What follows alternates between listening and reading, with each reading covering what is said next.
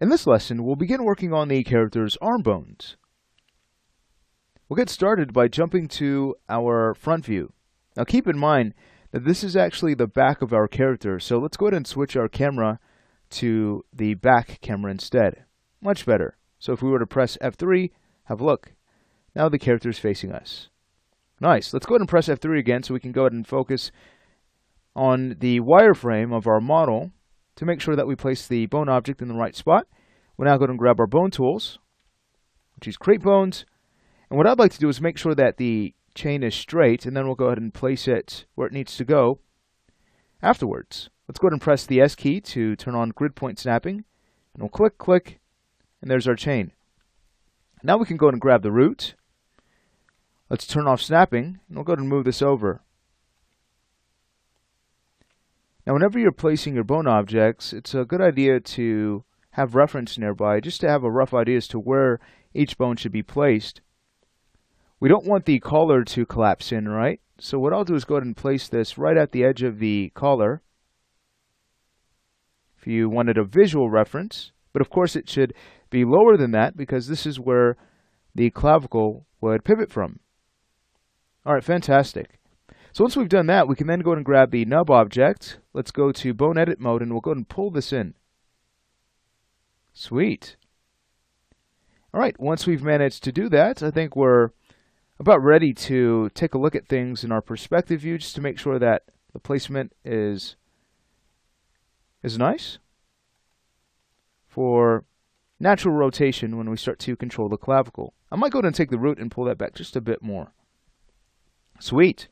Let's go ahead and turn off bone edit mode, and then we'll go ahead and jump back to our back view.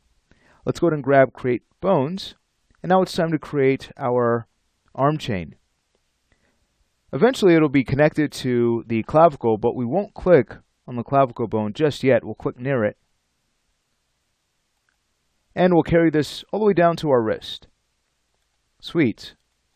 I'll go ahead and show you how we'll take care of the preferred angle. It's actually a really neat trick I like to use. It's really simple, but it's something that will work. All thanks to the really neat bone tools in 3ds Max. So I think that that's going to work out just fine. Let's go ahead and take the shoulder. We'll now go ahead and quick align to our nub. Sweet. Once we've done that, let's go ahead and check the placement again just to make sure all is well. If you need to, use bone edit mode to adjust the wrist, but I think that that's fine. What we can now do is turn on refine, and we can use this to segment our chain. So if it helps, jump back to your front view, have a look at where the elbow should bend, and simply go ahead and click on your chain and take a look. It has instantly been segmented. Nice. Let's say we go ahead and jump back to our perspective view. I'll now go ahead and take the forearm bone, and locally we'll go ahead and move it back on the z-axis. So let's go ahead and turn on bone edit mode and push this back. And there we have it. Our preferred angle has been defined. Nice.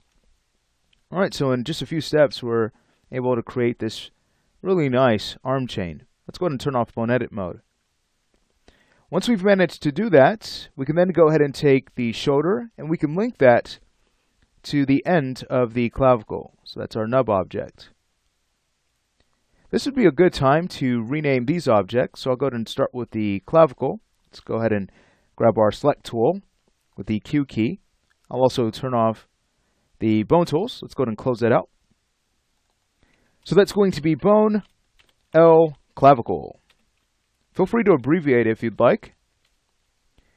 And then we can go to the nub, get that renamed.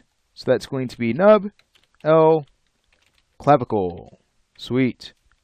Alright, how about the shoulder? Let's take care of that next. So that's going to be bone L shoulder.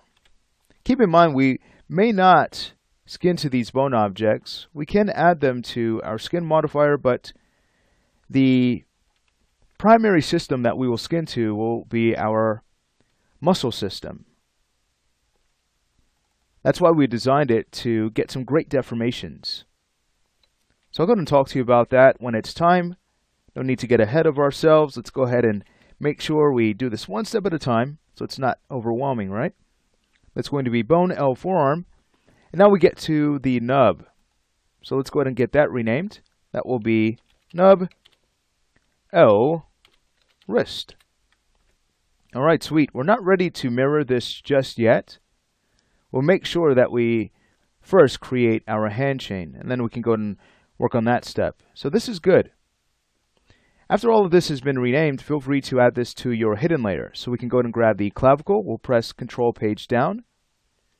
Let's go ahead and jump to our Layer Explorer. And we'll now go ahead and drag and drop. Fantastic.